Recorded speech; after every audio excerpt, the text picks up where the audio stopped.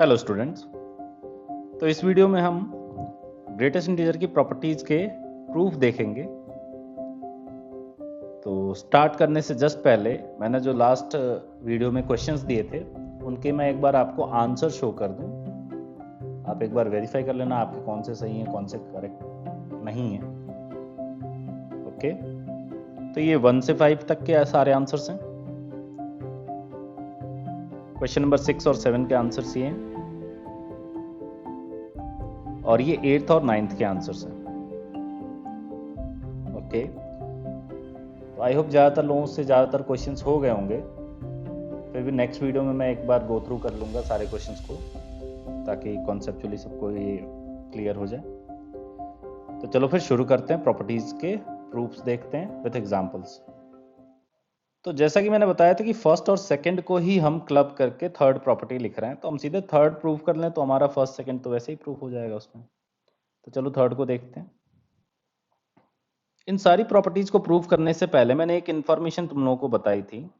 क्या बताया था कि कोई भी जो नंबर होता है उसके इंटीग्रल पार्ट को हम क्या कहते हैं, ग्रेटेस्ट इंटीजर ऑफ एक्स, और उसके फ्रैक्शनल पार्ट को हम फ्रैक्शनल पार्ट ऑफ एक्स ऐसे रिप्रेजेंट करते हैं। तो अगर कोई भी नंबर है तो उसका इंटीग्रल पार्ट अगर हम आई मान लें और उसके फ्रैक्शनल पार्ट को एफ मान लें तो ये ऐसे रिप्रेजेंट कर सकते हैं। तो ज़्यादातर जगहों पे हम ये टेक्निक ही यूज करेंगे, बहुत पावरफुल टेक्निक होती है। इसमें सबसे एक इम्पॉर्टेंट पार्ट ये है कि f जो होता है वो हमेशा 1 से छोटा और 0 या 0 से बड़ा होता है। ये बहुत इंपॉर्टेंट चीज़ है जो आपको दिमाग में रखनी है। तो ज़्यादातर प्रॉपर्टीज इन्हीं से प्रूफ होंगी। इवन ज़्यादातर क्वेश्चंस भी इसी इंफॉर्मेशन से ही सॉल्व होता है। तो चलो आगे शुरू करते हैं प्रॉपर्टीज। तो तुम्हें याद होगा मैंने बताया था कि फर्स्ट और सेकंड प्रॉपर्टी को ही हमने क्लब करके थर्ड प्रॉपर्टी लिखी है। तो यहां पर जो थर्ड प्रॉपर्टी है हम उसी को प्रूव कर देते हैं सीधे। ओके, तो थर्ड प्रॉपर्टी प्रूव करने के लिए मैंने x जो है वो हमारे x का कुछ ना कुछ इंटीग्रल पार्ट होगा, कुछ फ्रैक्शनल पार्ट होगा, तो मैं उसको लिख दे रहा हूं i प्लस एफ। ओके, तो अब इसका जो ग्रेटेस्ट इंटीजर है यहां पर जो लिखा हुआ है ये ध्यान से देखो तो वही तो i है। इधर इस इनइक्वालिटी के राइट में जो लिखा हुआ वो i प्लस एफ है, एंड इधर जो होगा वो क्या हो जाएगा i plus F minus one. तो ये ध्यान से देखो मैं ऐसे लिख दे रहा हूं। तो हमें ये चेक करना है कि क्या ये चीज वैलिड है कि नहीं है हमेशा के लिए। तो ये तो ऑब्वियसली किसी नंबर i में कोई पॉजिटिव या बेसिकली नॉन नेगेटिव चीज अगर हम ऐड करेंगे, मैंने अभी बताया कि f कैसा है, f हमारा 1 से छोटा और 0 से बड़ा या इक्वल। तो अगर f की मिनिमम वैल्यू 0 भी ले लें, अगर f की मिनिमम वैल्यू 0 ले लें तो इन दोनों का सम तो i आ जाएगा। ओके, और अगर f अगर 0 से 1 के बीच में कुछ भी हुआ तो obviously this expression is going to be greater than this one. तो यहां पर आप देख सकते हो कि एक बार इक्वालिटी होल्ड करेगी, यहां इक्वालिटी कब होल्ड करेगी, यहां इक्वालिटी होल्ड करेगी व्हेन f इज 0, मतलब जब दोनों इंटीजर हो जाएंगे, सॉरी जब x हमारा इंटीजर होगा उसका कोई फ्रैक्शनल पार्ट नहीं होगा तो ये इक्वालिटी होल्ड करेगी। जो कि आपने देखा भी था कि ग्रेटेस्ट इंटीजर ऑफ x जो होता है वो x के इक्वल तभी होता है जब x इंटीजर होता है। तो ये इधर वाला पोर्शन तो हमारा हमें समझ में आ जाना चाहिए। अब लेफ्ट वाला पोर्शन देखें। तो लेफ्ट वाले पोर्शन में देखो i में जो चीज ऐड हुई है हमें वो जानना वो कैसा है, f माइनस वन कैसा एक्सप्रेशन है। तो यहां मैंने बताया तुम्हें कि f जो है वो 1 से छोटा है, तो मैं इस वाले एक्सप्रेशन को देखूं, ये जो गिवन है इसको यहां से क्या लिख सकता हूं, f minus one is less then 0, मतलब f माइनस वन एक नेगेटिव क्वांटिटी है। तो i में जो ऐड हुआ है वो एक नेगेटिव क्वांटिटी, i में कोई नेगेटिव चीज ऐड हुई है, या बेसिकली कह सकते हैं i में से कुछ सब्ट्रैक्ट हो रहा है। तो इंटीजर में से कुछ सब्ट्रैक्ट हो रहा है i में से, तो वो जो एक्सप्रेशन आएगा वो i से छोटा ही तो आएगा। तो obviously this is going to be greater than this one. तो ये हमने देख लिया कि ये जो थर्ड प्रॉपर्टी है ये हमेशा ट्रू है। और यहाँ पर ये भी ध्यान देना था कि ये इक्वालिटी कब होल्ड कर रही, तभी होल्ड करेगी जब x कैसा होगा, इंटीजर होगा। ओके, थर्ड प्रॉपर्टी समझ में आ गई तो तुम्हें फर्स्ट और सेकंड तो आ ही गई होगी। ओके, आगे बढ़ें। फोर्थ प्रॉपर्टी का अगर प्रूफ देखें, ये भी बहुत सिंपल है। हमें एक्स को क्या अज्यूम करना चाहिए, आई प्लस एफ। तो यहाँ पर ध्यान से देखें तो ये ग्रेटेस्ट इंटीजर ऑफ एक्स जो लिखा हुआ वही तो बेसिकली आई होता है। अब इस ग्रेटेस्ट इंटीजर के अंदर जो है वो हमें नहीं समझ में आ रहा है कि वो क्या हो जाएगा। तो x अगर i प्लस एफ है तो माइनस से मल्टीप्लाई कर देंगे तो क्या आ जाएगा, माइनस आई माइनस एफ।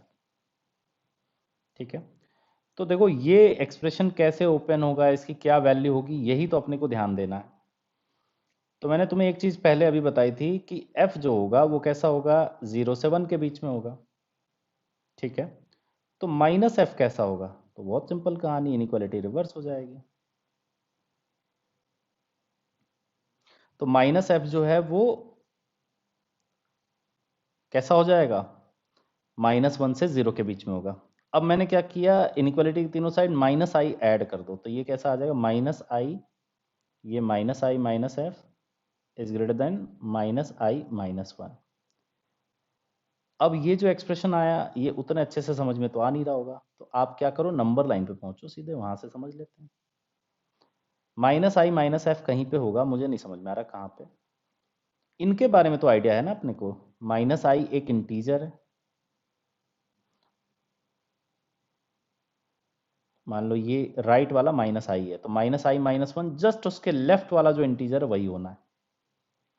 तो हम ये कह रहे हैं कि हमारा जो एक्सप्रेशन है जो ग्रेटेस्ट इंटीजर के अंदर है वो एक इंटीजर से इससे बड़ा है और इससे छोटा या इक्वल है।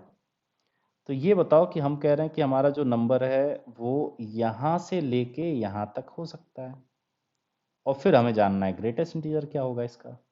तो कहानी तो बहुत सिंपल हो गई।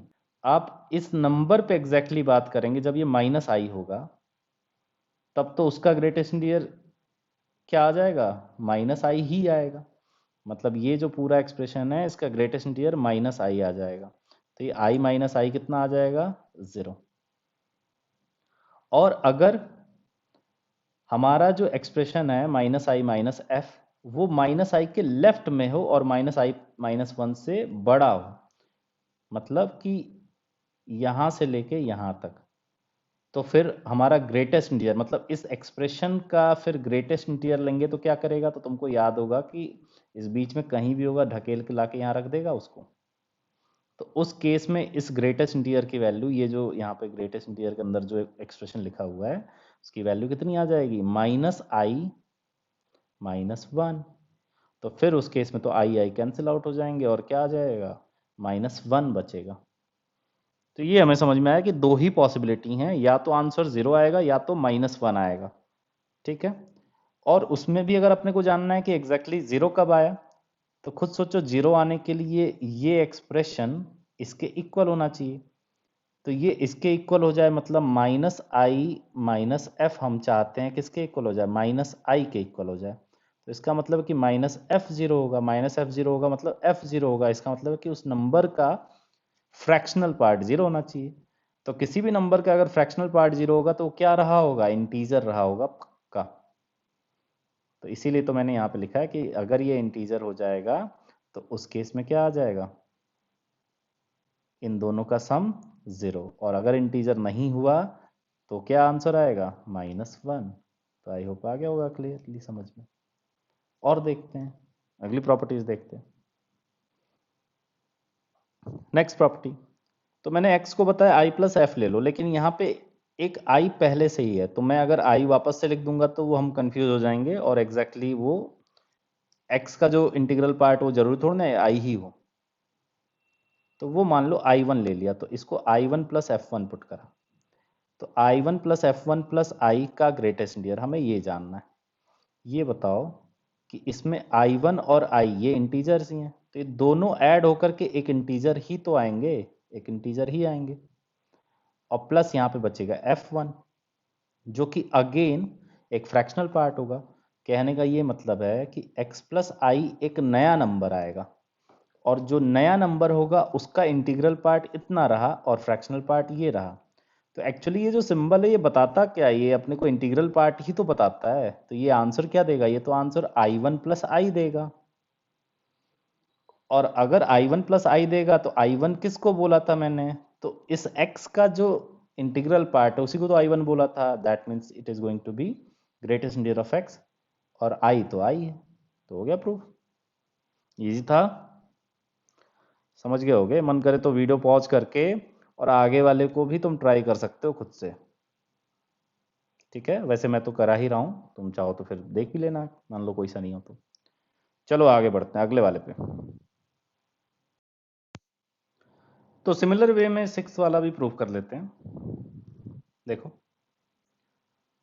हमें क्या जानना है, बेसिकली इसके बारे में ही सारी बातें हुई हैं, वही आगे चल के। तो एक काम कर लेते हैं, x को अज्यूम कर लेते हैं। देखो यहाँ पे क्या, पहले i प्लस एफ ले रहे थे, लेकिन दिक्कत ये है कि x के बाद y भी है। तो x को मैं अज्यूम कर लेता हूँ I1 प्लस F1। फिर वैसे ही y को अज्यूम कर लेते हैं I2 प्लस F2। मतलब x के इंटीग्रल पार्ट को I1 और फ्रैक्शनल पार्ट को F1, उसी तरीके से।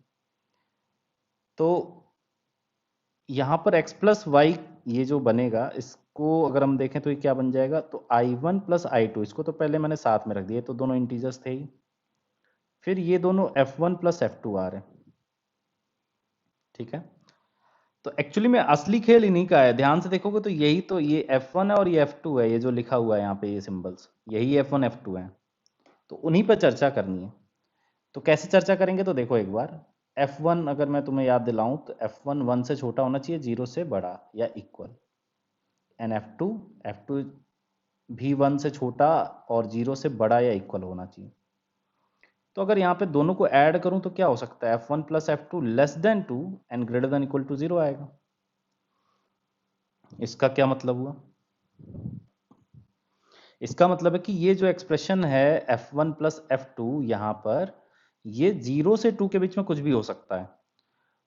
तो मैंने देखा कि x प्लस वाई जो है उसमें इतना पोर्शन जो है ये तो इंटीग्रल पार्ट के जैसा कुछ कुछ दिख रहा है, लेकिन क्या ये फ्रैक्शनल पार्ट है उसका, तो वो तो फिर दिक्कत वाली बात लग रही है। फ्रैक्शनल पार्ट होता तो 0 से 1 के बीच में होना चाहिए ना, यहाँ तो 0 से 2 के बीच में है।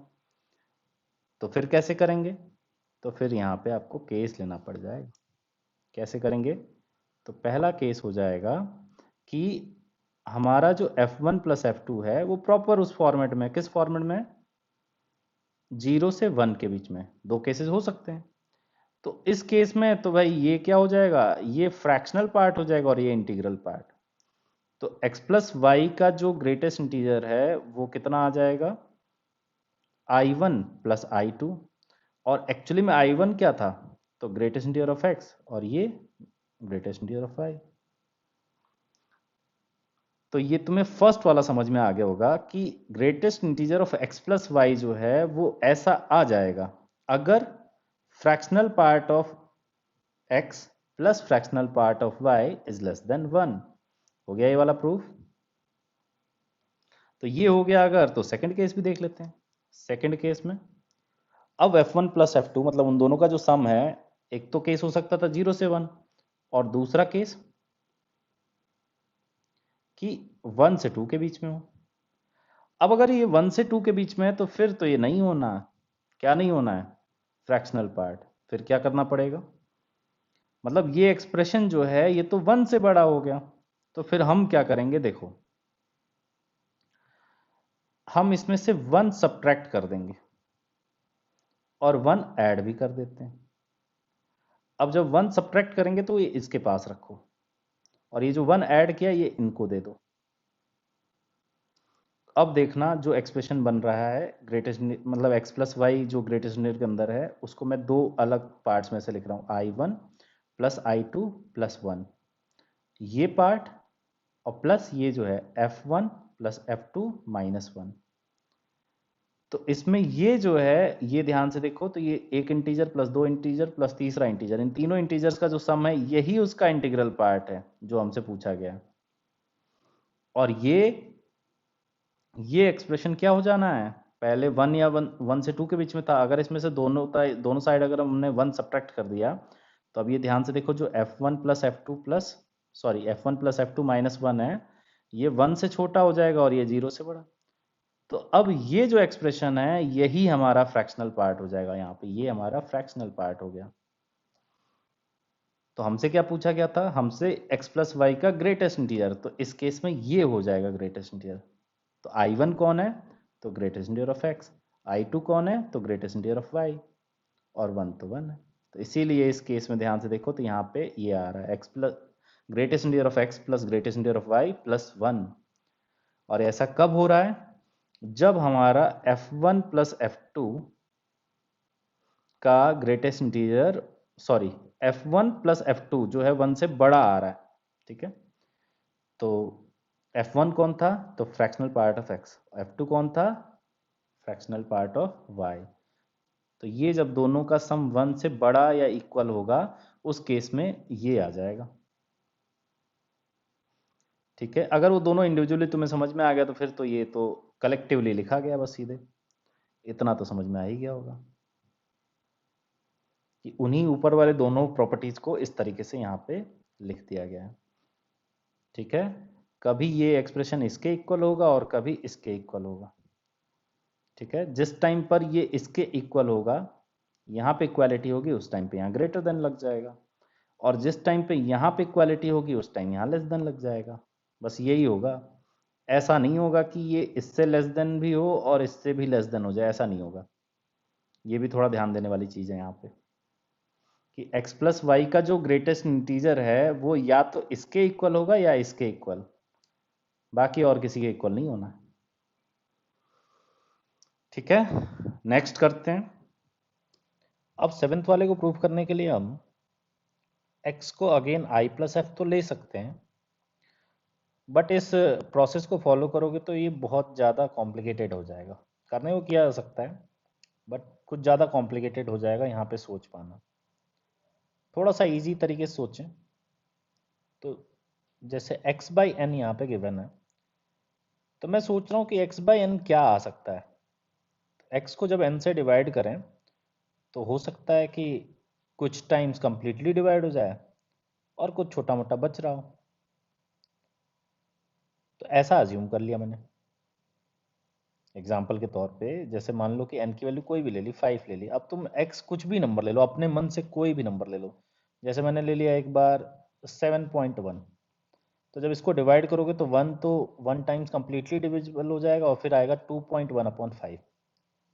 वैसे ही मान लो 7.1 की जगह तुम कुछ और ले लो, -13.9 ले लिया, 5 से डिवाइड करो कितनी बार हो जाएगा, तो ये -3 प्लस 1.1/5। हम चाहते हैं ये वाला मतलब पॉजिटिव रहे ताकि थोड़ा कंफ्यूजन कम रहे, तो ऐसा लिख सकते हैं। तो इसी तरीके से मैंने यहाँ पे x बाई एन को लिख दिया, k टाइम्स डिवाइड करने पे आ रहा होगा और प्लस r/n, मतलब x हमारा कुछ इस फॉर्मेट का हो गया, n k प्लस r। अब यहाँ पर ये जो r है वो कहाँ से कहाँ तक हो सकता है, रिमाइंडर जैसी जो चीज़ है, तो वो ऑब्वियसली n से छोटा होना चाहिए और 0 से बड़ा इक्वल है। ये कुछ हद तक रिमाइंडर जैसा ही, पर अभी तक जो ज़्यादातर रिमाइंडर्स तुमने देखे होंगे मतलब वो नेचुरल नंबर्स, होल नंबर्स के टर्म्स में हम डिस्कस करते थे, बट ऐसा भी कर सकते हैं कि 12.7 को 5 से डिवाइड करके रिमाइंडर बता दो, तो 2 टाइम्स कंप्लीटली डिविजिबल और रिमाइंडर कितना बचेगा 2.7। कुछ वैसी ही कहानी यहाँ पर हम यूज कर रहे हैं। तो इसका मतलब x को मैंने अज्यूम कर लिया n के प्लस r फॉर्मेट का। तो फिर यहाँ पर देखें, जब इसका ग्रेटेस्ट इंटीजर लोगे तो ये बन जाएगा ग्रेटेस्ट इंटीजर के अंदर n के प्लस r। अब यहाँ पर चीज़ें ऑब्जर्व करें तो n भी एक कैसा है नेचुरल नंबर, k कैसा है एक इंटीजर है, तो इन दोनों का प्रोडक्ट एक इंटीजर ही आएगा, और प्लस ही r। तो पिछली प्रॉपर्टी से ये याद करो कि अगर ये इंटीजर है तो ये बाहर चला जाएगा, और फिर ग्रेटेस्ट इंटीजर के अंदर r। और r कैसा एक्सप्रेशन है, तो 0 से बड़ा हो सकता है और n तक जा सकता है नंबर लाइन पे। जैसे मान लो n 5 है तो r एक ऐसा एक्सप्रेशन है जो 0 से लेके कहाँ तक जा सकता है 5 तक, यहाँ से यहाँ तक 0 बन सकता है 5 नहीं बन सकता ऐसा। फील करने के लिए n को मैंने 5 ले लिया। तो अगर वो ऐसा नंबर है तो उसका अगर तुम ग्रेटेस्ट इंटीजर लोगे तो क्या क्या पॉसिबिलिटीज बन रही? तो एक बार 0 आ सकता है, 1 आ सकता है, 2 आ सकता है, 3 आ सकता है, 4 आ सकता है। यहाँ पे 4 तक आएगा। क्यों आएगा 4 तक? क्योंकि मैंने n 5 लिया था। बट अगर हम इसको जनरलाइज्ड वे में सोचें n के टर्म्स में, तो 1 2 3 से लेते लेते कहाँ तक जा सकता है? ये मैक्सिमम n-1 तक जा सकता है। ओके, तो इसका क्या मीनिंग हुआ? यहाँ देखो, ये चीजें मैं मिटा दूंगा। इसका ये मीनिंग हुआ कि ये जो ग्रेटेस्ट इंटीजर ऑफ x है वो उसकी वैल्यू कितनी आ सकती है? तो n के प्लस या तो 1 या 2 या 3 या 4 या अप टू n-1। अब इसको डिवाइड किससे किया गया है? n से किया गया डिवाइड। तो जब n से डिवाइड करेंगे तो n के प्लस 1 को n से डिवाइड करो तो क्या आएगा? k प्लस 1 बाय n के प्लस 2 को करोगे तो k प्लस 2 बाय n, वैसे ही k प्लस 3 बाय n और up to k plus n-1 by n, ये आ सकता है। अब ये ऑब्जर्व ये करो कि k कैसा है? एक इंटीजर है। तो ये तो ग्रेटेस्ट इंटीजर, ये सारी चीजें किसके अंदर है? ग्रेटेस्ट इंटीजर के अंदर।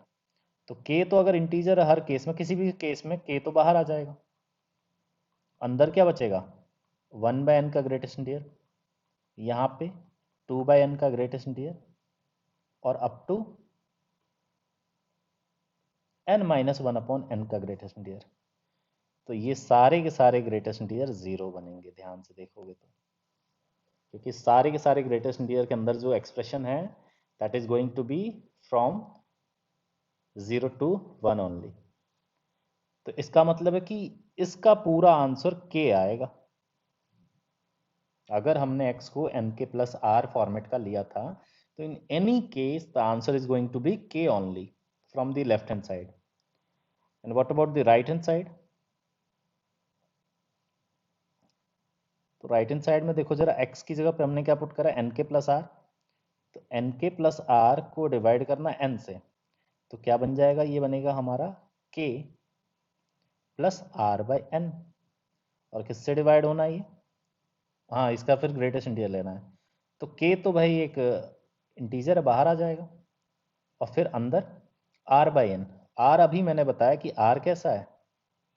n से छोटा और 0 से बड़ा है इक्वल। अगर n से डिवाइड कर दें दोनों तरफ तो यहाँ से क्या आ रहा है? r बाई n 1 से छोटा है और 0 या 0 से बड़ा है। तो इसका मतलब है कि ये जो एक्सप्रेशन है ये तो फ्रैक्शनल पार्ट जैसी चीज होगी, मतलब ये 0 से 1 के बीच में है, तो उसका ग्रेटेस्ट इंटीजर कितना होगा? ऐसा समझ लो ये एक्सप्रेशन 0 to 1 के बीच में, 1 नहीं बनेगा, तो इसका ग्रेटेस्ट इंटीजर तो 0 ही होगा। तो राइट हैंड साइड से भी k आ रहा है, लेफ्ट हैंड साइड से भी k आ रहा है। That means this is valid for all real numbers x and n belongs to natural number. ये मैंने जनरल ही लेकर के करा, ये ध्यान से देखो। तो इसका मतलब है कि ये हमेशा के लिए वैलिड है। ओके, वीडियो को शॉर्ट करने के लिए बाकी के दोनों प्रूफ्स नेक्स्ट वीडियो में करें। Okay, keep learning.